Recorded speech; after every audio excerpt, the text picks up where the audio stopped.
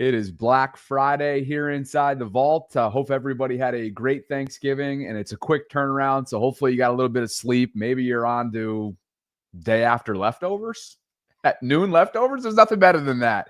We're sorry that it's not a Victory Friday for you, but we do have a lot to discuss. Regardless, the Ravens are back to 6-6. Sarah, they're a 500 football team through 13 weeks, 12 games. They'll next have the Pittsburgh Steelers and a much-needed 10-day mini bye week, if you will, between now and then. And then, of course, they'll rematch with the Bengals, this time in Cincinnati, coming up in a couple weeks. So welcome inside the vault for a Friday lunch hour live stream. It's the 28th of November. I'm Bobby Trossett. This is my co-host and partner, Sarah Ellison. And today's show is brought to you by our friends at Primary Residential Mortgage. On Monday, we will announce a winner of this month's giveaway, the $100 Fanatics gift card. So you have between now and then to get yourself in, enter yourself in if you're interested. If you want to get a head start, click on the link that we have as a pinned comment right now in our live chat. If you're not watching live, all that information is in the show notes. We'll get to more on PRMI in just a bit. But yeah, partner, jam-packed show today in terms of what our rundown is. Did Ronnie Stanley call out Todd Monkin last night in post-game comments? We'll have those for you. The Ravens' updated playoff odds, chances, analytics, so on and so forth might surprise you. Gosh, Kyle Hamilton, Mark Andrews addressed Lamar Jackson's struggles. Derrick Henry addressed his usage or lack thereof last night. So there's a lot to get to. It's good to see you. It's good to see you. Now you just put in my mind, as soon as the show is over, I am going for those Thanksgiving leftovers. Don't you worry about that. I am going to eat right after this show. But Bobby, something that we kind of touched on yesterday, but really didn't dive too deep into it, 1:30 a.m. in the morning, was the topic of Todd Monkin. We obviously know about the 5 turnovers on offense, and that is squarely on the shoulders of the players. It's execution. It's protecting the ball. It's blocking correctly. It's all of those things. That lies squarely on the shoulders of the players. But there is a topic about Todd Monkin in the game that he called. 2 things can be true at once. That, all those execution errors are on the players. But did Todd Monkin really call a good game? And Todd Monkin has a history of abandoning the run when the Ravens play other teams that are known for more high-scoring offenses. Todd Monkin has been patient in the last, 5-game winning streak. He had been called out by anonymous players through the Baltimore Sun, maybe some other outlets. And he'd been called out by the head coach. And it appears that Ronnie Stanley, his left tackle, seemed to call him out last night, saying that the Ravens needed to stick to their running identity. Here he is inside the locker room. Especially early on, we got Derrick going, rushed for a touchdown early on. I think we just got to keep it going and keep the momentum going. And, we make sure that's our identity, and we have to make it work. I guess, Ronnie, when you say make sure, is there like a conversation on the sideline? Like, 'cause, for example, after Derrick's touchdown run, I think with 6.5 minutes left in the first quarter, he had 2 touches in the rest of the half. Like, do you guys want to? Are there instances where you guys can like encourage coaches, like, hey, can we go back to this? Or yeah, I mean that's definitely part of it is the collaboration part and wanting to get back to the run, and that's something that we encourage the coaches to do when we come back to the sideline. And but we're still going to go out there and run whatever play is called. Yeah, no, it's very frustrating, especially been around football for a little bit, played for a while, and just understanding the type of personnel we have, the type of people we have, and that's just not our standard, especially speaking for the offense. Thought the defense did a great job, but offensively, that's not our standard. Go ahead, partner. Yeah, so obviously just repeating some of the things that were more sticking out is just that he thought the run game was going, and he wanted them to keep that momentum and make sure that's our identity. They asked, like, do you collaborate? Do you kind of, tell the coaches that? He says, yeah, collaboration's a part of it. That's something we encourage the coaches to do when we come back to the sideline. Obviously, Todd Monkin is up in the booth, not in the sideline, but he's saying here, yeah, we encourage the coaches to continue to do that. Now, again, it's like, of course, the 5 turnovers are the reason for the loss. Of course. we can have nuanced conversations beyond that. That being said, when I go and look at the play-by-play, there is no doubt Todd Monkin abandoned the run. The very first drive the Ravens scored on was in large part because Derrick Henry ran that 28-yard touchdown. Didn't even have to worry about the red zone offense at that point because he had run that in. And then all of a sudden they do a 3-and-out in the first quarter, and then basically a 4-and-out. And then you hit the second quarter, and I do not know what happened because the game was not at all far out of reach. When the Ravens had the ball on the second drive, on their first drive of the second quarter, Baltimore was still ahead. It was 7-6. Here's the first drive. Pass. Lamar scrambles off of a pass. Keaton Mitchell, the one had a run for 1 yard, and then there was the Isaiah Likely catch and run that he fumbled. So it's like, okay, is that really Todd Monken's fault that Isaiah Likely fumbles that ball at the goal line? No, it's not. That's a lot of passing, though. It's a lot of passing. Come back the next time they have a drive, and it's pass.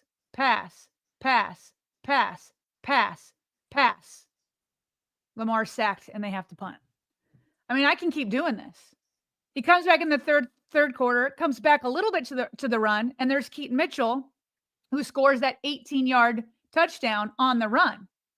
And it had been set up by the run again. And then we hit the fourth quarter, and then maybe by then you can justify, hey, we got to pass all the time because now we're like at a double-digit deficit once we hit the fourth quarter. So, two things can be true at once. Players need to execute. They can't turn over the ball. But also there's a pattern with Todd Monkin of abandoning the run, especially when Lamar Jackson is clearly struggling. Leaning into Derrick Henry, leaning into Keaton Mitchell would have been helpful. But he seems to panic when he goes up against these other teams that are high scoring in the moment. He just seems to forget about the run game. There has been a trend in the past in some high leverage moments, none bigger than the AFC Championship a couple years ago against the Chiefs. We know that. And certainly there's no hiding that. There's no getting around that whatsoever. Let's hear from Derrick Henry before I kind of dive in here with some other thoughts. Sure. Execution has been kind of the word. Do you feel like this is a team that can find that at this point in the season? I'm not going to tell you no. I feel like we can just have confidence in my team. I won't never say no that I don't think we're able to get over the hump. Derrick, there were 22 minutes left in the half after your touchdown, and you only got 2 more touches. Do you want more touches naturally? I'm going to take advantage of opportunities I get. I'm not one to cry in the media or complain. Whatever I get, try to take advantage of it. What can you take away from this game against an AFC North opponent into next week with the Steelers coming up? We have to be better. We were not the team we need to be today to win. They were the better team. Go back and watch the film, fix what we need to fix, and come back ready to go for Pittsburgh next time. Guy always stands tall, always makes himself available, consummate professional. And you heard the quote there. Quote, I'm going to take advantage of the opportunity I get. I'm going to take advantages of the opportunities I get. I'm not one to cry in the media or complain. He really never has. As you can tell, though, in recent weeks, it is wearing on him this lack of execution. And he's irritated in these post-game press conferences because it's minutes away or moments after, let's call it minutes after these gutting losses. And I get it. They hadn't lost entering last night in over a month. But I think we all know that there was a lot of lead up to what happened last night offensively that had been rearing its ugly head for a quarter or for a half or at other times throughout pockets of that 5-game win streak. So all right. How do I want to put this? Along the lines of the two things can be true, like you mentioned, there has been a disturbing trend when it comes to Monken's tendency to go away from the run in high leverage moments in games that there's been a lot of eyeballs on. And we've seen that in the playoffs. We've seen that in the regular season. We saw that at times last night. This isn't even a conversation today, if not for those 5 turnovers. This isn't a conversation today, if not for that blatant phantom, or I shouldn't say blatant, it's a phantom OPI that wiped off Zay's touchdown. It's not even a conversation if it weren't for several, I think I counted 3 blatant with clean pockets, with time misfires from Lamar that would have either moved the chains or led to chunked yards. So I guess both of those things can be true, right? And so where do they find themselves right now? They find themselves as a 500 football team again. Warren Sharp was weighing in on this, friend of the program, and he had some critique last night of Todd Monkin. He says the Ravens played the number 31 ranked run defense in the league. That was the Bengals entering the night. He tallied up 38 Lamar dropbacks, 10 Derrick Henry rushes, 2 for Keaton. Baltimore led 7-3 entering the second quarter, as you mentioned, Sarah. Mm-hmm. And then in the second quarter, Lamar had 12 dropbacks. The EPA per attempt was horrifically low. No touches for Derrick, and Warren sums that up with Todd lost his mind. Now, so I quote tweeted Warren just for the purpose of debate and devil's advocate and another angle, as I just kind of referenced right now. I get it. Their run defense going into last night, even though it had bowed up a little bit, the Bengals, as Marshall told us in our preview in the last couple of weeks. Terrible run defense, terrible defense as a whole. They're the dead last ranked group overall in terms of yardage. But against the pass, they're pretty darn poor as well. And clearly, the Ravens had every chance to attack them successfully. They were giving up 259.8 yards per game as a pass defense going into week 13. So, I'm not going to go ahead. I don't want to beat a dead horse here and repeat my argument side of it. But as Gordon McGinnis just summed it up, quote tweeting Derrick Henry's quote that we just shared with you from PFF, the Ravens are one of the most run-heavy teams in the league in terms of pass rate over expectation, and Henry is pretty much at the same rushing share through 12 weeks as he was last year, and he sums it up as a complete non-issue. So, again, I think the point stands. 2 things could be true, and I kind of am more on the side of we're diving into the nitty-gritty here and looking at Monken because of the lack of execution that went on the field, which doesn't make it that. There's nothing wrong with that. I think it's a good conversation to be had. Yeah. Do you feel like, so just a question for you, because I am reading this tweet here for the first time where, and I think can you go back to your tweet here real quick? Oops. Yep. Do you feel like since this tweet, you've been, because you feel, it seems pretty strong here, where you're like, well, are we really playing the blame game with Todd Monkin? And I think it's fair for you to point out that Cincinnati was also dead last against the pass. So it's you should be able to attack them either way. I guess my recurring critique of Todd Monkin, and I have liked him since he's come to Baltimore, but my recurring critique is that can you stick with a hot hand? Can you get a feel for where the players are at? Yes, by the time you get to the fourth quarter, you're going to have to pass. But this happened so much earlier than that. And so there was a game where, I'm trying to remember how many weeks ago it was, but Derrick Henry was the reason why the Ravens even got to a 2-yard line. And then he was off the field. And then they never were able to convert. Okay. And so it's it's this thing where it's can you see that what the rest of us are seeing, which is that for today, your quarterback is off target. And maybe he won't be next week against, is it the Steelers next week? Maybe he won't be. And you don't want to game plan out Lamar Jackson completely. But this whole thing where as Warren Sharp has here, second quarter after Derrick Henry scored a touchdown, a 28-yard touchdown. And by the way, there was there was a time here or there where he got 1 yard or 0 yards, like we've seen a lot of, but he also was getting 4 yards and 3 yards and 5 yards. And then this 28-yarder. And so it was there was no reason to go 12 dropbacks to 0 Derrick Henry rushes in the second quarter. And so that's more one of my complaints is he's got this pattern where he abandons it. And the other pattern is get a feel for who has the hot hand. Get a feel for it and keep sticking with it, because that is how they got their 2 touchdowns. And to your point, nobody would be talking about this if Isaiah Likely didn't fumble. Nobody would be talking about this if Zay Flowers wasn't called for the OPI, but they were. and he didn't adjust once they came out in the third quarter. And I felt like he has been adjusting pretty well in the last several weeks, but he didn't this time. And I think it's because it's a high scoring offense. So anyway, my question to you is, you were very strong in defending Todd Monkin a few hours ago.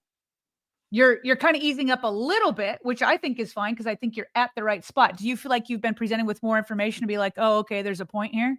Not on last night. Overall, as you talk about the trend, I'm a lot more receptive to that than I was just last night. Okay. Yeah, because to me, it starts and ends with the turnovers. Right. And it's hard for me to dive into that wholeheartedly, given the lack of execution from his players that had nothing to do with him. But overall, to your point, from 1,000 feet up, as you look at the sample size and that disturbing trend, then I'm a lot more with it. Yep. Yeah, and if this were an isolated incident, I'd probably be more like you, like just whatever. It's not a big deal. Yeah. But it's because it's not isolated. There was one other thing I was going to say. I just wanted to react to Derrick Henry's interview there, where he obviously is frustrated, but isn't calling out Todd Monkin and isn't calling out that he gets his own plays. And I think maybe that's why Ronnie Stanley is speaking out, because he wants to do it for Derrick Henry. Like, okay, it probably doesn't look good if you're asking for the ball more, so why don't I do it for you? Oof, Derrick, if there's one thing for sure, his post-game media sessions in recent weeks have really been something. The body language, some of that short, right? It's short and sweet. He looks irritated. He sounds irritated. And it's really hard to ask the same question every single week like these reporters are tasked with, because what's been the main thing over the last several weeks? Execution or lack thereof. He hates the word, but you have to talk about it. You know, it is mind-boggling that we are in 2025 with Lamar Jackson, the greatest rushing quarterback of all time, and Derrick Henry, who's now number 11 in all-time rushing yards. And then you've got a great change-up back in Keaton Mitchell, just a speedster. And this is your 2025 Baltimore Ravens, and they're struggling running week in and week out. And I do think that tells you two things. This offensive line has been atrocious, number one. And number two, I don't know. Number two, maybe Lamar Jackson's injury obviously has something to do with it. He hasn't been able to run. He did a little bit more yesterday, so that has something to do with it. But then number three is Todd Monkin. Can he get this run game back on track, especially if Lamar Jackson is getting healthier? Crazy thing. I'll continue to reiterate. The offensive line has played enough winning football over the last 2 weeks. And yeah, there are low lights. And yeah, 77 has a whole channel trailer of them at this point. And yes, Emory Jones got in there and missed his first block and then was called for a holding penalty that Ronnie Stanley said he just got to learn from postgame. But they have played as a group overall, especially considering the fact where they were just several weeks ago. They have played much better. But yeah, you're right. It's a combination of all three of those things that you just mentioned. I will say, I do want to look back because I agree with you on the offensive line in terms of pass protection, but I don't think I've paid as much attention in run blocking. Okay. Yeah. Be curious to see how they were graded out in that department too. But matter of fact, last night, the rushing yards as a team for the Ravens were a total of 123. That was 5.6 per carry. And Derrick led the way, of course, with 60 on 10 carries, average 6.6 flat per carry. That touchdown in the first half and a long of 28. So more to come on that, I'm sure. And it could have been more if it wasn't abandoned. It could have been more in the coming days. Yeah. Thanks to Primary Residential Mortgage. We'll quickly take a step aside here to talk about one of our longest standing sponsors, and that is the folks at Primary. Right now, we'll tell you in just a second about the $100 Fanatics gift card that we're going to give away coming up on Monday. But first, they sent us a message to relay to you guys. And that is essentially, have you ever seen a home that needs a little bit of work, but clearly down the road, you could see that unequivocally being your future dream home? If that's the case, perhaps the Empower FHA 203K loan would be ideal for you at Primary Residential Mortgage. Its main design is to turn fixer-uppers into dream homes, and it's a loan that you can do renovations on, that you also get down payment assistance on. The program itself offers you the same great things that a renovation loan offers, but it's also coupled with down payment assistance. So it helps you get to the table for less money. Up to 5% down payment based on purchase price. And that's down payment assistance based on purchase price. It's not just available for first-time home buyers. There are no income limits. 620 or higher is the credit score that gets you in the door. And renovation costs are uncapped within FHA limits. They have branches all throughout the country. You don't need to be in the Maryland area. You could be in the Ohio area with the Ellison family. You could be down in Florida with me and Tilly. Wherever you are, there is a branch in the Towson area for those of you that are familiar with Baltimore and Baltimore County. But just know, in order to work with primary residential mortgage, you don't necessarily have to be in the Maryland area. So thanks to them, they got phenomenal loan officers and business development folks in the Towson office. Hopefully you guys will consider giving them a call. If you'd like to, that call, that number is in the show notes. So go check it out. And in the meantime, that $100 Fanatics gift card, partner, just a few more days for folks to enter in. We will randomly announce our winner coming up on Monday. And in order to enter yourself in, go click on the show notes or the comment that we have pinned in our live chat right now. If you're watching us live, it'll take you directly to the page that you see on the screen right now. It's PRMI Mid-Atlantic on Instagram. Comment on the post with the hashtag Vault. Follow them. Subscribe to the Vault. And if you want to go the extra mile, fill out this little Google form right here. You can scan the QR code right there if you want to get started. And that'll allow you to fill out literally less than 30 seconds of information. So if you win, they'll be able to reach you. Thanks to PRMI for the continued support. And Sarah, under a month out from Christmas, you never know. That $100 goes a long way on Fanatics. You know it does. It could be a gift to your Christmas gift to yourself or a Christmas gift to another. I just don't see how a $100 gift card for Ravens gear could hurt anybody in the VAULTRON community. You already know it. So Monday, between now and Monday, click on that link. Go to Instagram, PRMI Mid-Atlantic, show notes, you name it. Throw yourself in, give yourself a chance. Export and Port says, call me an optimist. But if we don't have 5 turnovers, 1 at the goal line, a BSOPI, we would have won 42-24. Still 53% for the playoffs. We're going to get to those analytics in just a second. Perfect segue. We control our destiny from here on out. Win out, and you're in the dance. That's what I was trying to objectively do last night when somebody said that Pittsburgh is going to win. I'm like, wait a second. They haven't even played the Steelers yet. And this division, and not to mention the entire AFC, Sarah, is wide open. Even I know that. Well, Richard what's funny is like, that's not even an optimist take. That's just true. Like if there weren't 5 turnovers, yeah, there'd be a lot better chance that the Ravens would have won that game. That being said, there were 5 turnovers, and therein lies the problem. There you go. Richard's here. Richard said, Lamar panicked.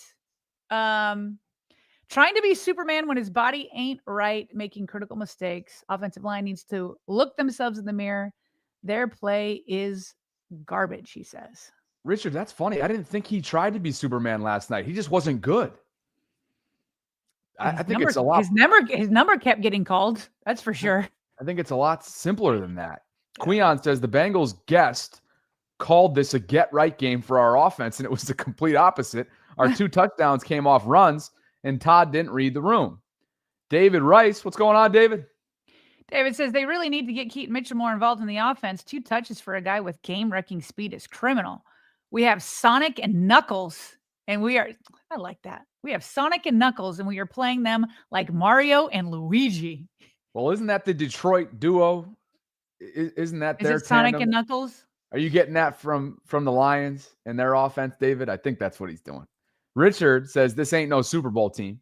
2012, we'd win despite the red flags. And that brings us to the end of the first round of Super Chats. We'll get more in just a bit. Appreciate you guys for being with us. It is 12:30, the day after Thanksgiving, Black Friday. Hopefully you guys are staying safe out there. If you're in malls today, you never know. Those places get a little rowdy for my liking on Black Friday. So stay safe. Continue to enjoy those leftovers. Enjoy your family time if you're with the folks, your loved ones and whatnot. Let's get to one more here before we get to the analytics, because it just came in from Wes. And he said, losing sucks, but it's worse when it's the Bengals, and I have to be subjected to Burrow Glazers on X and their obnoxious fans. Look, maybe this isn't what you want to hear, Wes, but Sarah, I do want to tip my cap to what Joe Burrow accomplished last night. for him to come back for the first time since week 2 in under 2.5 months with that grade 3 turf toe.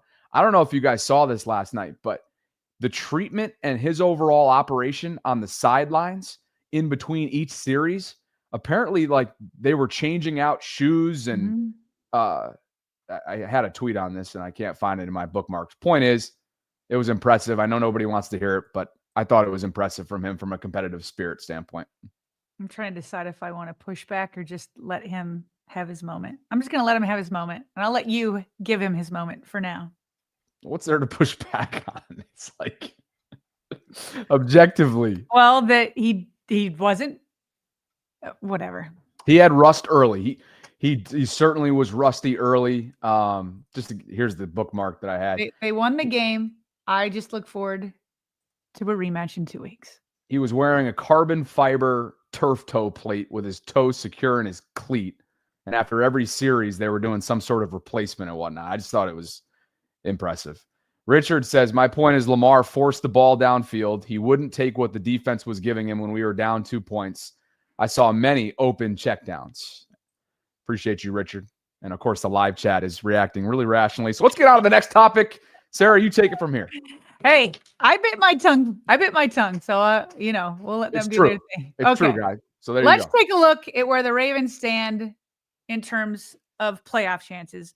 For some people, the offense was so abysmal last night that they don't want to hear about playoff chances. And if that's the case, feel free to mute me. But for the next 10 minutes, we're going to be talking about playoff chances. So there we go. Go get a turkey sandwich while we talk about playoff chances. Anyway, last night, Cowsey said that the Ravens' chances to win the AFC North plummeted to 53%. I don't know what happened overnight, but this morning they have it at 62%. Either way, for Cowsey, you can see on November 27th, before the game, the Ravens' playoff chances were 81.3%. This morning, it was at 62%, which is basically a 20% drop. It's a big drop. But 62% is also not 8%. It's also not 10%. It's still 62%. So the chances are strong. So I don't know what they did to calibrate between last night and this morning. But as we can see, the Pittsburgh Steelers chances stayed. Well, no, they were at about 19.6%. And then they went up to 33%.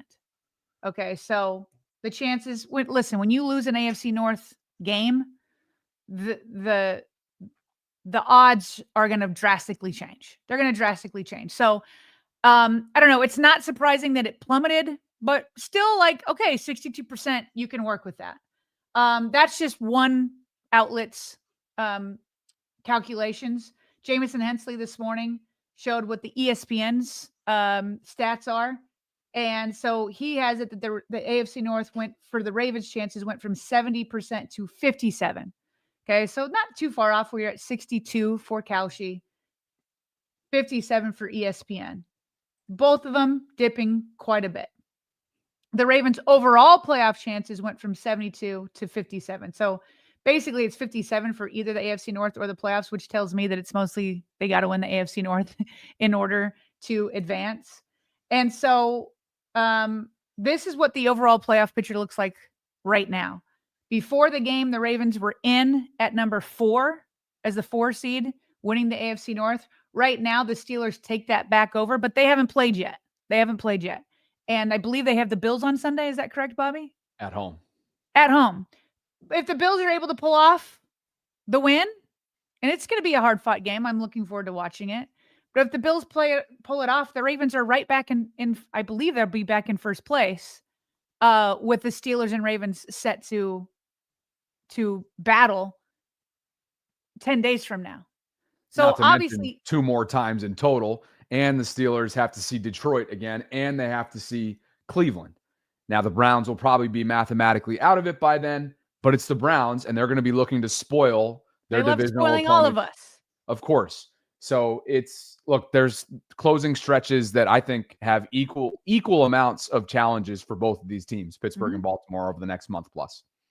That's right. And so that's why you just can't be like, oh, the Ravens chances are out. Like There's no way the Steelers are going to win out. I don't think the Bengals are going to win out. I mean, they got such an uphill climb. They're at 8% right now. And so the AFC North, when I tell you, is wide open. It is. Now, those that watched the offense last night, they're like, who even cares? I'd prefer, some people don't even want to make the playoffs because they don't believe in this team. You're welcome to that. I'm not in that boat. So, but just like that, if the Steelers lose on Sunday, the Ravens will be right back into the playoffs with the number 4 seed. Now, none of this is official. But I thought a fan of the Ravens, Alex Sherlock, who apparently is a structural engineer, put together some of the different scenarios the Ravens can go through. Somehow they got split up. Different scenarios that the Ravens could go to make the playoffs. He's got 8 different options. Again, this is all unofficial, but like, of course, there are 2 options where the Ravens control their own destiny and don't need anything from anybody else. Obviously, one of them is to win out. The other one would be to sweep the Steelers and then win 2 of the following 3 games, Cincinnati, New England, or Green Bay. Okay. There's another option. Say like you split with the Steelers, then you end up beating Cincinnati. So you're split there, which would be crazy. Like before the season started, if we said the Ravens will split with the Steelers and the Ravens will split with the Bengals, like nobody would bat an eye. And so there's still an opportunity to just split with the 2. And then they would also have to beat New England and Green Bay. And then the Steelers would need to lose 1 of their next 4 games, which I think they will. I mean, we could just keep going. There's so many different options. And knowing that the Steelers don't have a cupcake schedule going forward. I mean, he's pointed out 8 here. There's so many different scenarios that the Ravens can still make the playoffs. And again, what it all comes down to, Bobby, all these chances, all these odds, all of it, they will either drastically go up or drastically go down based on whether number 8 can rebound. Correct. Everything hinges on that. And his struggles are starting to get to the national level because they have been not only, I don't want to call them sustained struggles. He's still had his moments. And there have been some areas where it's been a lack of execution to no fault of his own, like a Mark Andrews drop, like a phantom OPI, like a Devontae Walker. And I don't want to, the two deep balls that Devontae found himself in yesterday, I have a hard time like solely pinpointing an intense level of blame on him. Yeah. He wants both back, but both are not exactly high probability conversions there. And you hope that he can just, make those less than, I don't even know what the probability is. The point is that they weren't sure things. Let's call it that. Mm-hmm. And what also hasn't become a sure thing in recent weeks is Lamar being able to don that Superman cape. At times we've thought it's physical setbacks. Other times we've thought, really last night, it's been a lack of polish, a lack of, to use his word, consistency. And it's got his teammates being asked about it post-game, like Mark Andrews. Yeah, I got no complaints, man. He's our guy, and full trust. And man, it's football's a way of life, man. Sometimes bad things happen. We learn to rebound, grow, learn, and not long ago we were 1-5. We're 6-6. We're going to be all right. We just got to keep fighting, keep clawing, keep being humble, being thankful, and I'm certainly thankful for him. Very level-headed as usual. Also pinpoint-focused. Mark Andrews, and with really no nonsense in his media sessions for weeks, if not months at this point, as the season obviously has been pretty tumultuous for him at times. Kyle Hamilton at the post-game press conference last night, Sarah at the podium said, in part, even LeBron has an off night from time to time, referring to Lamar Jackson's struggles. And you heard Mark, Lamar's great. I got no complaints. He's our guy, full trust. I'm certainly thankful for him. John Harbaugh has been asked about his physical limitations, Sarah, and really never leans into it, but it also, he never actually answers the question fully, and it leads you to believe, okay, clearly he is nursing several things as we've seen these ailments, lower body ailments pop up one after the other in recent weeks. Lamar's final stat line last night, 17 of 32 in the passing game, 246 yards, no touchdowns, an interception. He was sacked 3 times, finished with a quarterback rating of 65.4. And in the running game, 6 carries for 27 yards. That averaged out at 4.5 per carry. I think what was most jarring about last night, Sarah, actually wasn't, unlike the Jets game and maybe even in recent weeks prior to that, actually wasn't the lack of burst, wasn't the lack of willingness to run, wasn't the eye test showing you, man, he looks slow. There were times where those popped up. It was more about the operation. It was more about the inconsistency, the inaccuracy. That is something that we haven't seen as much in recent weeks. That was not the case last night. We saw a lot of that early and often. So I guess the question that we really need to ask ourselves, since like really the playoff chances all hinge on Lamar, right? It would also be nice to get Nate Wiggins back. So we'll be watching that. But they all hinge on Lamar. So here's my question. How close are you? So you saw, when we talk about confidence level that Lamar will get it turned around, with the way that Kyle Hamilton's talking about him, where he says even LeBron has an off night. I mean, Lamar's had more than one off night, but the last night was really off, right? It's kind of been the last 3 weeks or so that he's been off. But that being said, Kyle Hamilton, Mark Andrews are displaying a level 10 of confidence, right? That Lamar Jackson will turn things around. So that's what I want to ask ourselves. Let's say, assuming Lamar Jackson comes back even more healthy than we saw him last night against the Bengals. And in the past against the Jets, I mean, I was like, what is he, like maybe 70%? In terms of the way he moved, not the way he was, not his accuracy or anything like that. He looked like he was closer to like 80, 85% to me. Say like this, I don't know if he sustained a new injury. It seems like he always had, but let's just go down this scenario. That he's closer when he gets back to like 90, 95%. Okay. Under that scenario, what level of confidence do you have on a scale from 1 to 10 that Lamar Jackson will turn things around? For the team and for himself and his specific play and overall for the entire offense. Well, no, for his play. Like that, he doesn't specific play. He's not off target. He's not turning the ball over as much. He goes back to his normal regular season self where he's very clean with the football. He's more on point. He can run a little bit more again because let's say he's like around 90, 95%. His play, how much do you feel like he can turn around his play? Probably somewhere in the middle. I'd say somewhere in the middle of that. I want to give him the benefit of doubt, but I'm concerned about, and we got into this a little bit last night, so I think it's great that we're bringing it back up since it's actually like daytime and not 2 a.m. Here's why I'm concerned and why I can't go above that like 50% marker. Historically, aside from the playoff beatdown that they gave Pittsburgh in the wild card round last year, the Ravens and Lamar offensively have really struggled against the Steelers defense. They have to play them twice between now and the end of the regular season. Outside of that, you've got the likes of Green Bay. Micah Parsons is playing like a defensive player of the year candidate, and that defense is going to be ready to roll. And then I don't know what the New England Patriots are. Clearly, they're way ahead of schedule. They're going to be the 1 or 2 seed if the postseason began today. But I'm not sitting here being like the Ravens can't go and beat them. Of course they can go and beat them. But because of the AFC North play that they have left on their schedule, because of, even though it hasn't reared its ugly head over and over again for the last 2 weeks from a pass protection standpoint, but overall, I wonder if that comes back to bite them.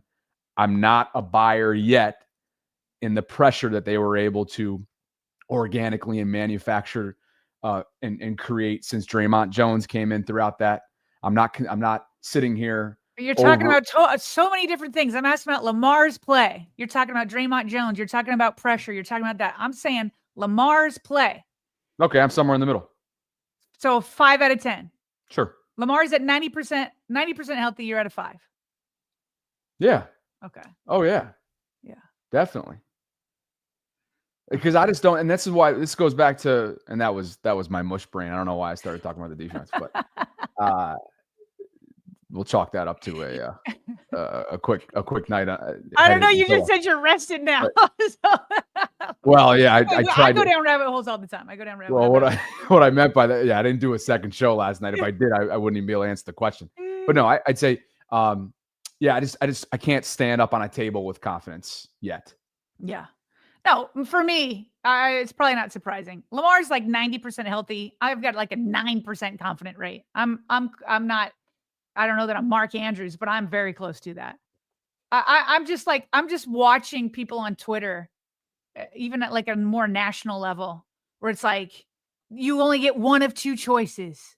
The way Lamar played last night, either he's still really injured or he's not who we thought he was. What do you mean? You don't fake 2 MVPs. Come on.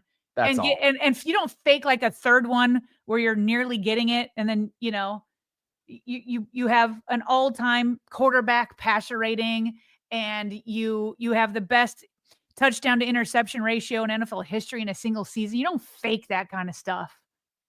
Give me a break. Yes, he's injured, but also he looked better, and he was off. He's definitely in a rut. It's not totally divorced from the injuries, although you can't pin it all on it last night. Like, come on. It's still Lamar Jackson. It's still Lamar Jackson. And he did figure out the Steelers last year. Beat them twice in a row when he had to do it in the regular season and then again in the postseason. It's Lamar Jackson. Why do we have amnesia? It's so much recency bias. If he is 90% plus in terms of health, he's going to get it turned around. I feel so confident in that. Now, does that mean the offensive line is going to get it turned around? Does that mean that Todd Monkin is going to call a perfect game? No, but it's going to open up so much more. I'm really looking forward to. I'm really looking forward to see if he does come back healthier, because I think he's going to be a man on a mission. I think December football is going to start, and if he's healthy, I think he's going to get it. I think he's going to get it turned around, and they're going to show why they're the team that I believe that they are, which is going to win the AFC North. 2 games against the Steelers, 1 more game at Cincinnati to finish up that regular season series, and then 2 that are outside the division, of course, that I've already mentioned, against Micah Parsons and the Green Bay Packers and the frozen tundra that promises to be Lambeau 2 days after Christmas, and the New England Patriots. We are on opposite sides of the spectrum when it comes to gauging confidence levels, but it's all good. And let us know what you guys think in the comment section. Appreciate at least you're not a 0. That would be really opposite ends of the spectrum. Oh, how could I do that though? How could I do that? The problem is there's a lot of ifs here. You're operating under ifs. I'm operating under ifs. Well, yeah, the scenario as presented was what? Yeah. So and there's no guarantee that he is going to be 90%. We'll see. Correct. Yeah. Correct. But it's a good conversation to have. And I think we all know that his health and just last night, his execution, the entire season hinges on those 2 things. And if those both aren't operating in sync, in unison, Ravens are going to be in big, big trouble over the next month. So hopefully for starters, Sarah, he can use that mini bye, to your point, to get himself anywhere close to 100%.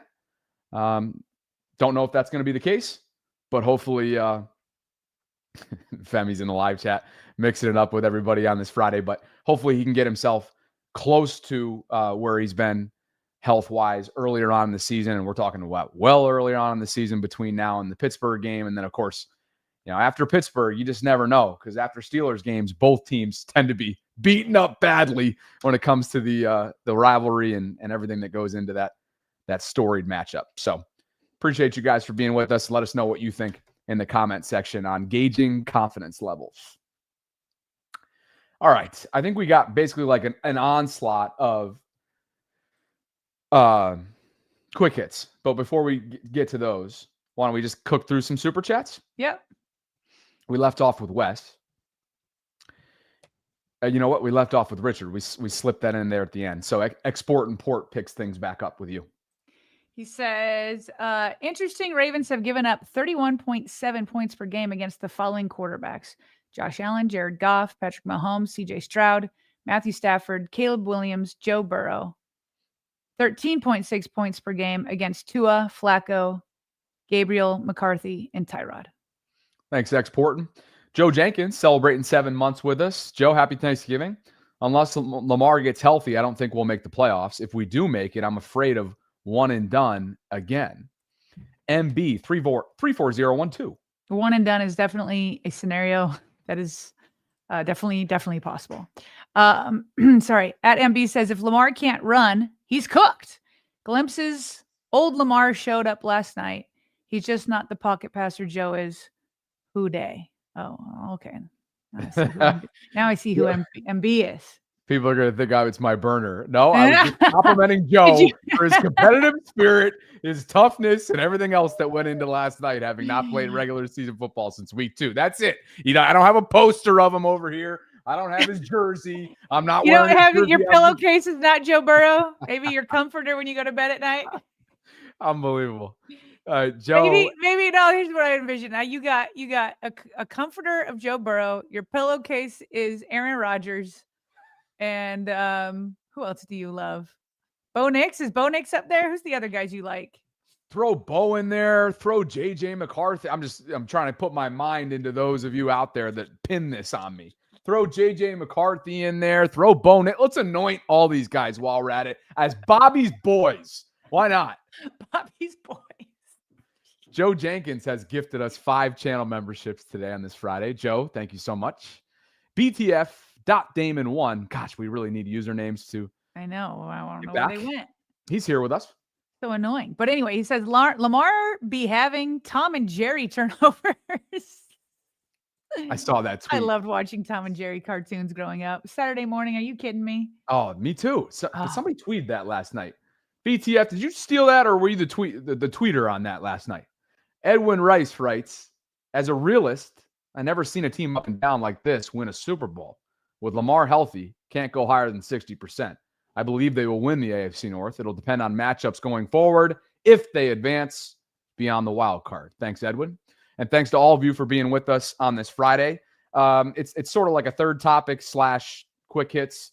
So let's begin with, you know how I do, Sarah. I try to check in with the opponent just in terms of their media coverage, just to see what kind of Ravens perspective I can find from it. And on what was really just tremendous defense, but almost better offense and better ball placement, or in this case, just an unbelievable one-handed grab by Tanner Hudson, who not all that long ago was the scout team tight end for Cincinnati. It had Joe Burrow talking, 1, this about the play itself, and 2, a nice compliment to number 14. Some man, and like I said, doubling Jamar sometimes, not doubling him sometimes. But we needed somebody to make a play, and Tanner made that play on, in my opinion, one of the best safety in the league, who just continuously makes play after play. And that one really opened the floodgates. So credit to Tanner for that one. Sarah, there were a couple times where, again, it's not on the Glaze train. Ball placement was simply put in an area where the deep ball to Jamar Chase. What can Marlon Humphrey do there? That's perfect coverage, or as close to perfect as you can get. Isn't it? Oh, no, I'm talking. So I was going to get to this play in a second here. Okay, my bad. But the takeaway is the ball placement. This is great defense by Kyle. Yeah. It's just better ball placement. Marlon Humphrey on that deep ball and the coverage downfield on the right-hand side with Jamar. Great defense, better ball placement. So in some cases, you have to tip your cap, unfortunately. I know it's brutal because Jamar Chase has been a Ravens killer over the years. They did keep him out of the end zone. He finished with 7 receptions for 110 yards. He was targeted 14 times. He talked about the Ravens' defensive strategy last night. It was pretty much man the whole game, if I'm being honest. It was just man combo. Safety was just cheating over pretty much the whole time. But today was just about making the contested catches, really what it was about. I got to do better on, those other 2 that I had opportunities on, and that's the only way that, I could get big plays and down the field. Hey, Sarah, speaking of man, and go ahead and dive in here, but speaking of man coverage, Cheeto, I thought, played really well against Jamar one-on-one, and I'll have a clip on that in a second, but you're smiling with a devilish grin, so dive in first. Because, you started out saying that you're not, glazing, but you have this picture. We have this picture. It's not glazing. Look, you're sitting here talking about ball placement. How about the catch? This one-handed is not a ball placement. This dude made an incredible catch. Incredible. Joe put it where he could only get it. Oh my! That's the truth of it. Come on now, you don't go down the live chat route on me. He put it where almost his own guy couldn't get it. He had to go out and get it for Joe. He made a play for Joe. Come on. That ball placement is not getting caught 9 times out of 10. That was a sensational catch. Are we really going to here is, on a positive note, Ja'Marr Chase talking about his former teammate, Cheeto Awuzie. Oh, man. I love Cheeto, bro. Me and Cheeto go way back. He's been working with me since my rookie year, so it's always nothing but love and competitiveness when I'm going against Cheeto, yeah. Were you guys going at it? We weren't going at it. He just held me on one of the plays. I didn't get the flag. And I'm like, Cheeto, you held me. But he like, how? So, that's my guy, though. Those two began their career as Bengals teammates. But, again, since I can't say anything about Cincinnati, I'll just talk about Cheeto. Sarah, he is exceptional for this team this year. Big time acquisition for them in free agency. I'm going to get my shots in there if you're getting yours. Shots in. How about in man coverage on an island on the left-hand side? We talked about it at length last night.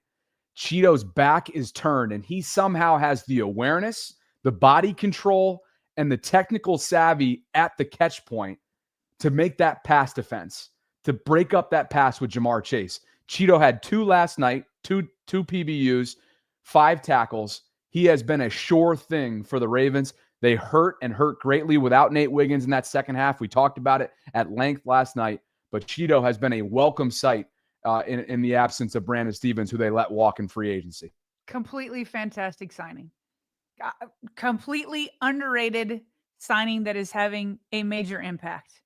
And with, Marlon Humphrey going down for a minute with his pinned finger, obviously there wasn't enough to get things done against the Bengals last night when Nate Wiggins went down. But I was like, ooh, if they lose both Nate and Cheeto, ooh, there's no chance. Cheeto has just been sensational. And it is nice that he was a former teammate of Ja'Marr Chase, because there's not like the intimidation factor. He knows what Ja'Marr can do.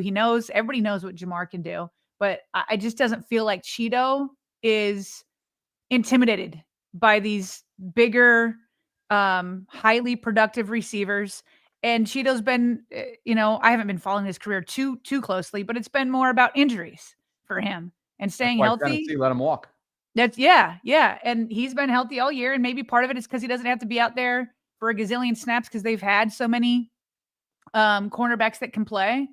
But he's one of the reasons why Alexander couldn't make it out there. He just has played too well. And I think it's one of those completely underrated signings that's having a major impact. Snap counts, Jeff, as always, throwing them up. And why don't we do this? Let's blow it up a little bit just because the font is ever so slightly minimized here. But I guess the one that's generating the most conversation in the Twitter sphere is that Derrick Henry was outsnapped by Rasheen Ali. Justice Hill is on IR with a neck, which is always scary, Sarah. It's been the year of ominous neck injuries for the Ravens on each side of the ball. Nnamdi, of course, down for the year with not a lot of clarity around that situation. And then Justice kind of popped up out of nowhere. And you actually brought something in on Harbaugh addressing that last night, which we can cut to right now. He had a neck thing that was kind of bothering him, and all of a sudden it caused some issues, and they went and looked at it. He's got a disc issue. It's going to keep him out for a few weeks. Oh, a disc issue. I hate to hear that, but and who knows, right? You don't want to sit here and speculate, but necks are just, especially when they pop up spontaneously the way that they did this year with Nnamdi and Justice, they are not to be messed with at all. And so as a result, Rasheen ends up out-snapping Derrick Henry by 1 snap. And why is that? I don't know. Like, is Derrick can't be that bad in pass protection on 3rd down, right? I've seen him pass protect and he leaks out. He can take a screen when he leaks out. I don't understand it. I don't know. Rasheen Ali is running back number 4. I think we know that Rasheen is the better pass protector and blitz pick-upper when you compare him to Keaton. Rasheen is? Over Keaton? Yeah, when you compare him to sure. Keaton, yeah. But like, I'm talking about stack him up against Keaton. I haven't seen Rasheen in that scenario very often before. Like, what has he even really been out there for that? I guess where I'm leaning on is just the physique differences between he and Keaton. But as far as Derrick's concerned, I do share your confusion on that. Yeah. For sure. I would love to know, matter of fact. I would like a little bit of clarity on that. Other observations from Jeff here. Let's see. What did he have? Bateman, second in wide receiver snaps, but held without a catch. Did he have a target last night? Let me look at the box score. Rashad had one target, but zeros across the board. So it's a bummer. He's trying to get himself back from the high ankle sprain, Sarah, that missed what he had to be sidelined for the last 2 games leading into last night. Kyle Hamilton did not miss one snap on that ankle that was heavily taped. And lost in the shuffle of a night where there were 5 turnovers and Lamar Jackson underperformance was Carl Lawson's debut. Had just an assisted tackle, 1 assisted tackle on 26 snaps in his debut. Had not played regular season football since what? January with the Cowboys last year, or I guess technically this year, January of 2025. So those were some notes. Does anybody have any questions about the snap count? We can blow this thing up and look at it if you have them, but Sarah, was there anything else that you wanted to look at? Well, I'm just excited for the Emory Jones film. We're going to have Coach Evans on again, right? Coach is scheduled with us. I got to check the calendar, but he's scheduled with us throughout the holiday season. So yes. Okay. Yeah. So, he's an educator by day, creator by night. So we're just operating under his, on his schedule. But if we get him, like, obviously we'll take Saturday and Sunday off, enjoy the rest of the Thanksgiving weekend, since we've really been working most of it. But if he comes Monday or Tuesday, we need that Emory Jones film. Yes, we do. We need that in our lives. I'm looking forward to that. Yep. So that's that. Let's finish up with some super chats here. We left off with Edwin. Captain says, maybe it's me, but I didn't really think it was that bad. Lamar's numbers, drop passes, 2 turnovers, not the best, but not the worst to me. And there were still moments like it wasn't all bad. It was just, we were not used to seeing that level of inconsistency, that level of inaccuracy, some carelessness in the pocket. It wasn't all bad, but it was more bad than what it was we're used to with Lamar. It's like more bad. I mean, 3 turnovers, that's tough. I mean, that stat line alone, all the misfires where he's letting the passes sail on him, which is a mechanics thing, by the way. Sailed on Zay. I know he said it wasn't. Sailed on Zay. Sailed on Zay. Oh, the spiked one to Keaton in the flat. And he probably would have picked up that first down, as he often does. There was like nobody really close. Yep. What was there another was time where it was misfire? behind some guys, this and that. It wasn't Lamar ball. It wasn't. There were 4 or 5 total, 3 of which I think I had counted in the first half, where you're thinking, man, yeah, where is that polish? Yeah. So anyway, but on an encouraging level, which would bode well for your confidence, is that Lamar looked willing and able from a mobility standpoint last night. He looks healthier. And I'm not saying he's 100%. I'm not saying that breakaway speed, that special magic was there. But the willingness and ability side, which hasn't been there in recent weeks, that's encouraging. Going into a mini bye, no less. Dreams. And people were calling for this before. So James is right. He says this should have been a D-hen game, SMH. Positive plays happened when the ball was in his hands. Lamar has to be better, though. Thanks, Queon. Happy Thanksgiving, brother. And happy Thanksgiving to everybody out there, including our guy Femi, who's mixing it up in the live chat. Happy Black Friday. Hopefully you guys have a fantastic weekend coming up. And you're right, Sarah. We've been kind of at it here on what's been, every year it's either they have a Christmas primetime game or a Thanksgiving primetime game. And it's just how it goes when everybody in the world wants to see this team. Maybe not the state of what they are right now offensively, but at least when they make the schedules and whatnot in May, you would think on paper, this is the team that, qualifies for primetime type of visibility. And maybe they'll get back to that overall in all 3 phases. So anything else from you before we jump? I was going to ask, should we do maybe 3 things each that we're grateful for? Sure. We didn't get to do that. We didn't get to do that yesterday. You start us off and I'm going to reload our patrons. Okay. You reload the patrons. Okay. Okay. First and foremost, I'm sure a lot of people would say this. I am grateful for my husband and my 4 kids. There is nothing more grounding and that gives more happiness and and it gives more purpose than my family.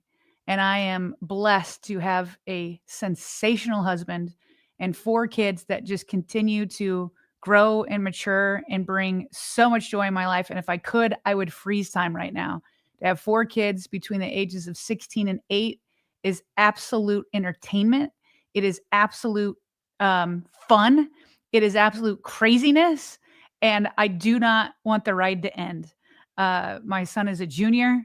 I know that I have little time left before he, goes out into the world and has his own adventures. So I am savoring this time. So grateful for my family. Number 2, I'm grateful for the miracles I've seen over the last couple months. I've seen a lot of people struggle in my life. I'm grateful that I've been in a position to help those that are struggling around me. And I'm grateful to see them back on their feet. But I believe in miracles, and I've seen more. I mean, some very tragic stuff I've seen over the last several months, and I'm so glad to see those miracles. And third, of course, how could I not on a Ravens program on the Vault not express my gratitude to you and the VAULTRONs? We say this frequently. Maybe other people are getting sick of hearing it, but I feel like I hit the jackpot when it comes to business partners. I'm grateful for the support that we give one another. I'm grateful for the understanding we have. I'm grateful for the communication we have. I'm grateful for the similar drives that we have. I'm grateful for, it's just crazy how similar we can be in terms of like our work ethic and our positivity and our drive. It's just been fantastic. I think we complement each other well. We have very different weaknesses and strengths. And instead of competing with one another, we complement one another. And so I'm very grateful that we are able to do that. And I'm so grateful for all those that come and listen, that support, whether it is through the live chat or just listening, subscribing, liking. You could be an audio only person. But it's when I sit back and think about it, it's insane to me, this community that we get to interact with every day. And it's something that I look forward to. It's something that I'm grateful for. And I just love it. I love that we can all come together around the Ravens, whether we agree or disagree or we're disappointed. We get to do all of it together. We get to go through the disappointment together. We get to go through the celebrations together. We get to argue about it together. But we're all together. And it always astounds me that, like, for example, right now it's Friday after Thanksgiving. It's Black Friday. We're coming off a brutal loss on Thanksgiving night, and we have nearly 3,000 concurrents. And it's just amazing to me. It's amazing to me. And I'm so grateful that I get to interact with all of you guys every day. So those are my 3. I love it. I love it. And you know that I echo the majority of those sentiments, if not the every single aspect of those sentiments.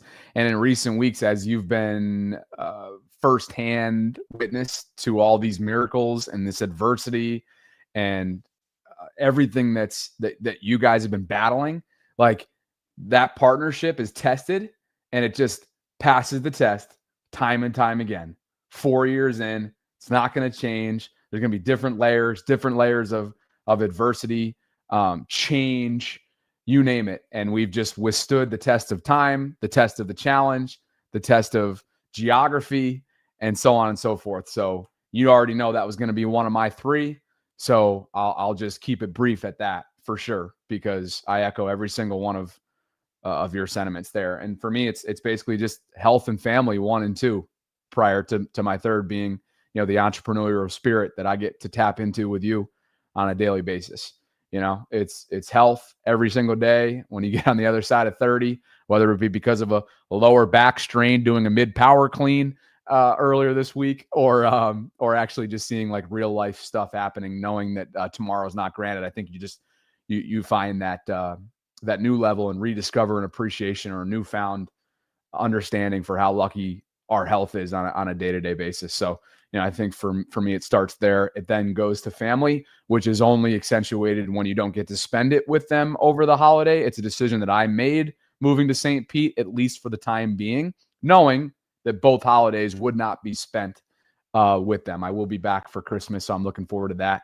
But as you know, Sarah, somebody that lives across the country from where your parents are, it can be hard. It can be hard during the holiday season. So, but it also allows you to remind yourself of of how important family ties are, how strong those are, and how awesome, personally, 2026 is going to be for the Trossett family. We're going to have our first wedding, essentially. I'm going to be officiating my sister Tori's wedding in Cincinnati, ironically, in Ohio, come June, and we're just really thrilled to welcome her fiance, Francisco, into the family. So I think those things come to mind. And of course, Romy, thank you. How could I not give Tilly a little bit of love as well? Because when you're on your own and you know very few people outside of distant cousins in a new city that you're living, and you work full-time remotely in a place that is awesome, but not a lot of in-person human interaction, which is why I really rely on you and all of our folks out there that call in and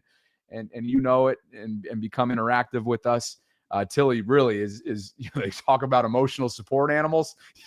She's certainly that's the correct label for her. So that's where I'll kind of leave it at that. And I'm glad you brought that up, because there's no question we should have. Yesterday was what it was. Yeah. We just didn't have time at 1:30 in the morning, and it's better to formulate our thoughts midday. Nishad and Kelly, thank you both for believing in what we're building. We appreciate you both. Happy Thanksgiving, happy holiday season, and thank you for your support through Patreon. Patreon.com/RavensVault podcast. It's in the show notes if you want to learn more about how to get involved. And Nishad and Kelly give us monthly support. We appreciate them. All righty. Well, hey, you enjoy your weekend over there, will you? And tell everybody I said hello. Be a first time in a while that we're gonna have Saturday and Sunday off. I look forward to it. It's gonna be nice. But still probably watch a little bit of football, of course. Good. Yeah. Well, that Buffalo-Pittsburgh game obviously now just got a little bit more interesting with the AFC North and whatnot. Yeah, it sure did. So that'll be coming up on Sunday. Is there a game today? I feel like there's a Black Friday game today. Is there a game today? Let me see here. We got football today, baby. We got a 3:00 kickoff between Chicago and Philadelphia. They're both 8-3. I was gonna say, like, if you guys care about the AFC playoff picture, maybe you won't care about that. But hey, at least there's football to watch on Black Friday. So yeah, that's coming up. So what time is Bengals? Or excuse me, what time is Steelers Bills? It's the 4. Okay, it's a 4:25 game. That'll be good. 4:25. That's going to be good too. Broncos, Commanders, Chargers, Raiders, Vikings, Seahawks, Jags, Titans. None of those are really tantalizing. But Texans, Colts, that could be interesting. Texans, Colts. I think Daniel Jones is banged up right now, so that'll be one to watch. And then, like you said, the 4:25 window there from an AFC North standpoint is the game of the weekend. Yeah. Browns, just so we know the other AFC North game, Browns take on the 49ers. So okay. That'll be Shador's second game as a starter. You know it's going to get some eyeballs on it. So absolutely. Joe Jenkins says, what do you all think about benching Lamar next week to allow him to heal up and start Snoop? Just curious on what you think. No. Joe, I would have been more receptive to that, at least for the purpose of the argument or the debate for the Jets game. But it's closing stretch, baby. You need everything you can get. You need everything you can get from Lamar from this point forward. And again, I think Lamar looked healthier yesterday, and he'll have a 10-day rest. I am not benching Lamar Jackson. If Lamar says he can go, I'm taking him every single day of the week and twice on Sunday over Snoop. Much love to Snoop, but he's not Lamar Jackson. Not even a 70% Lamar. Thanks for the super chat, Joe. Appreciate you guys. And thanks to everybody for spending, like Sarah said, part of your Black Friday with us. I mean, who knows what you guys got going on between family, travel, backyard football, who knows? But we really appreciate the time.